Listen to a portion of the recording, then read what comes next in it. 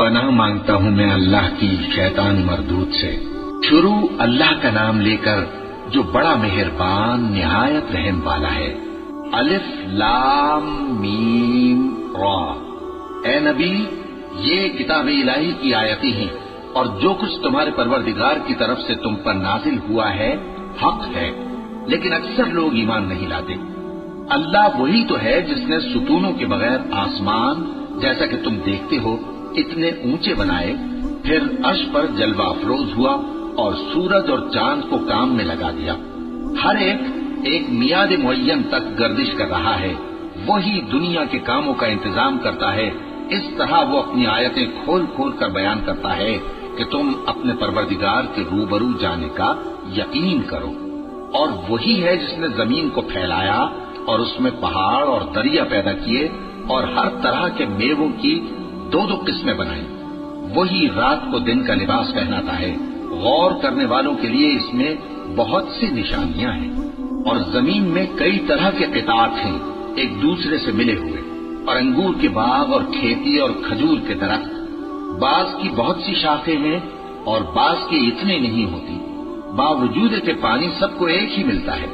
اور ہم بعض میووں کو بعض پر لذت میں فضیلت دیتی ہیں، اور اس میں سمجھنے والوں کے لیے بہت سی نشانیاں ہیں۔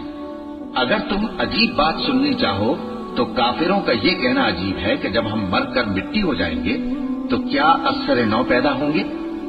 یہی لوگ ہیں جو اپنے پروردگار سے منکر ہوئے ہیں، اور یہی ہیں جن کی گردنوں میں طوق ہوں گے، اور یہی اہل دوزخ ہیں کہ ہمیشہ اس میں جلتے رہیں گے۔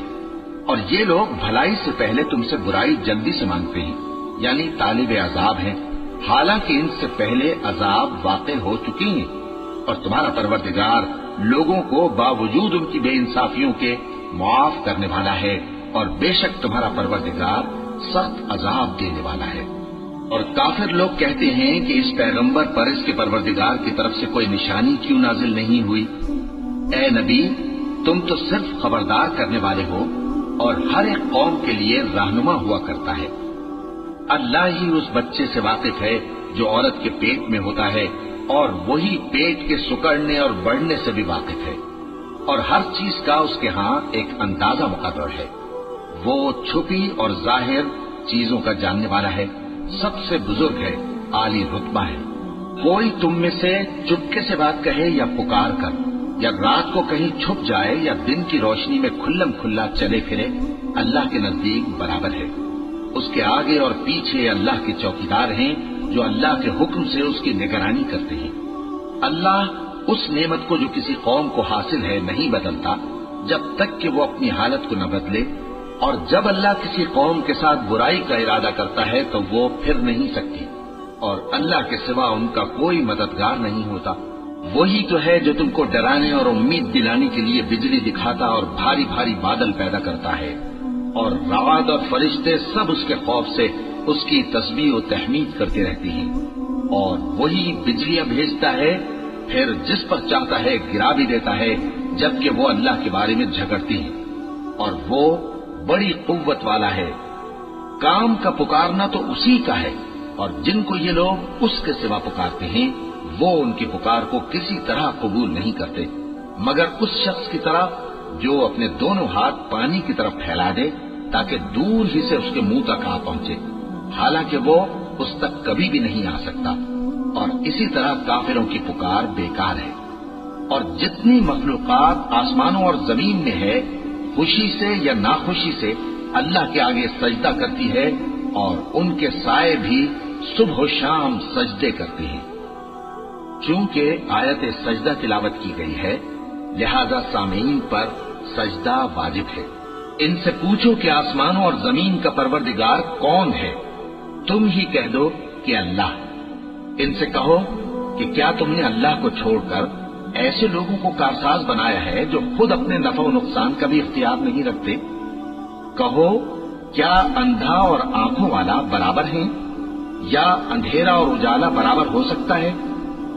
بھلا ان لوگوں نے جن کو اللہ کا شریک مقرر کیا ہے، کیا انہوں نے اللہ کسی مخلوقات پیدا کی ہے جس کے سبب ان کے لیے مخلوقات مشتبہ ہو گئی ہے؟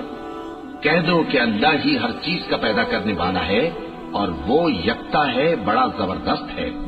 اسی نے آسمان سے مے برسایا، پھر اس سے اپنے اپنے اندازے کے مطابق نالے بہ نکلے، پھر پانی پر پھولا ہوا جھاگ آ گیا، اور جس چیز کو زیور یا کوئی اور سامان بنانے کے لیے آگ میں تپاتے ہیں اس میں بھی ایسا ہی جھاگ ہوتا ہے۔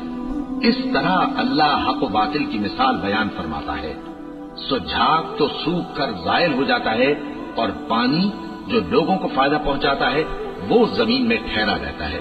اس طرح اللہ صحیح اور غلط کی مثالیں بیان فرماتا ہے تاکہ تم سمجھو۔ جن لوگوں نے اللہ کے حکم کو قبول کیا ان کی حالت بہت بہتر ہوگی، اور جنہوں نے اس کو قبول نہ کیا، اگر روئے زمین کے سب خزانے ان کے اختیار میں ہوں تو وہ سب کے سب اور ان کے ساتھ اتنے ہی اور نجات کے بدلے میں صرف کر ڈالے، مگر نجات کہاں؟ ایسے لوگوں کا حساب بھی برا ہوگا اور ان کا ٹھکانہ بھی دوزخ ہے، اور وہ بری جگہ ہے۔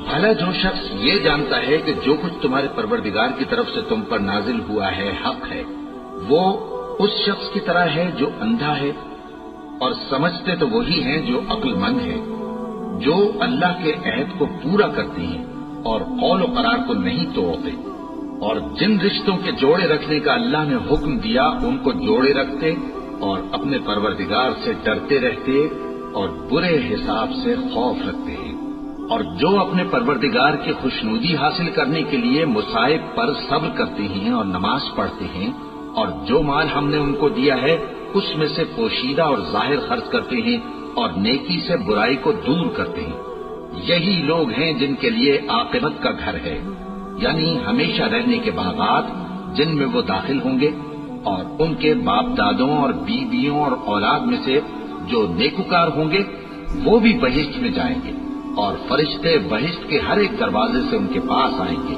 اور کہیں گے تم پر سلام ہو، یہ تمہاری ثابت قدمی کا بدلہ ہے، اور عاقبت کا گھر خوب گھر ہے۔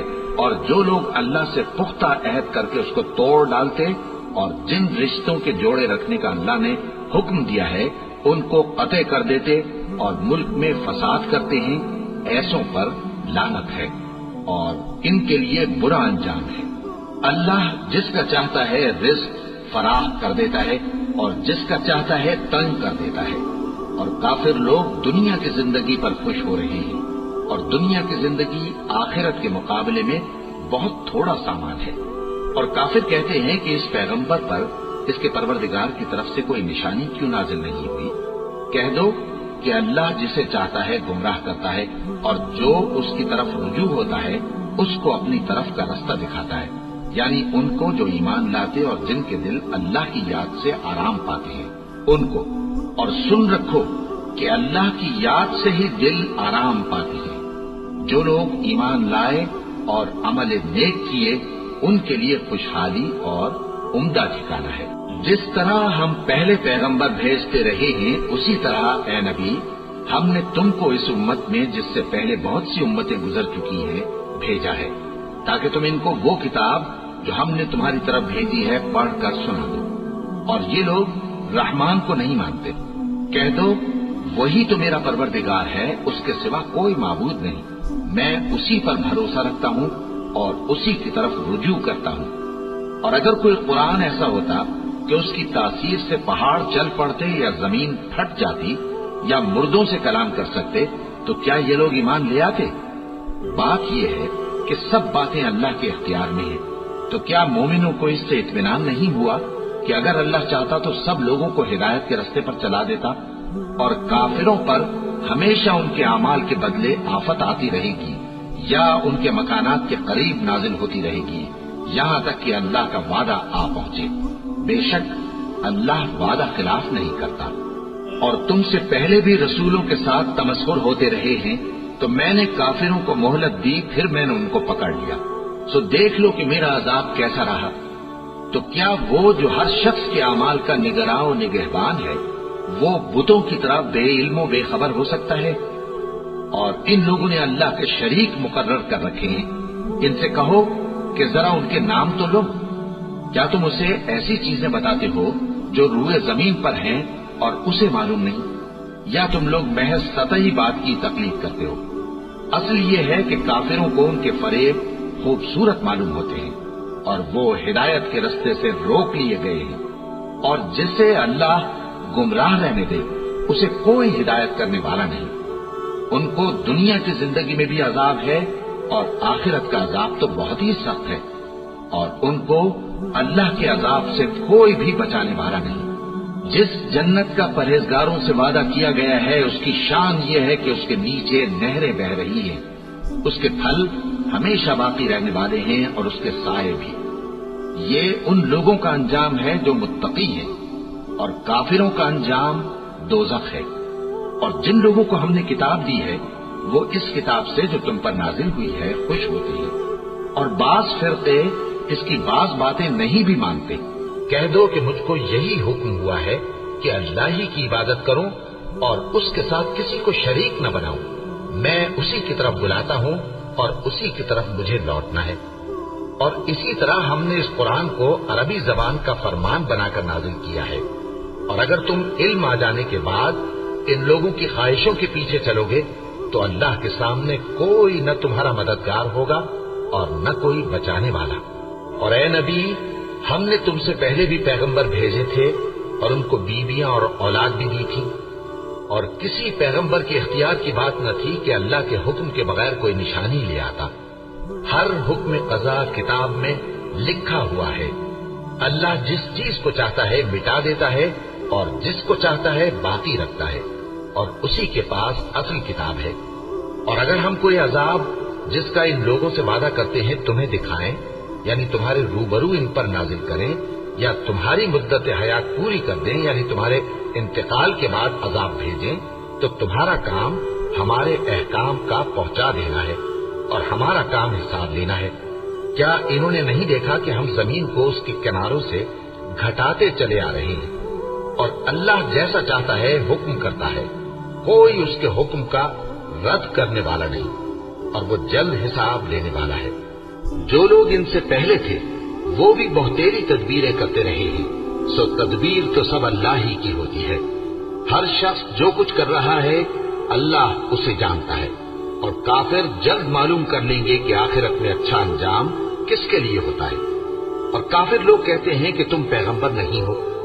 कह दो कि मेरे और तुम्हारे दरमियान अल्लाह और वो शख्स जिसके पास किताब आसमानी का इल्म है बतौर गवाह काफी है।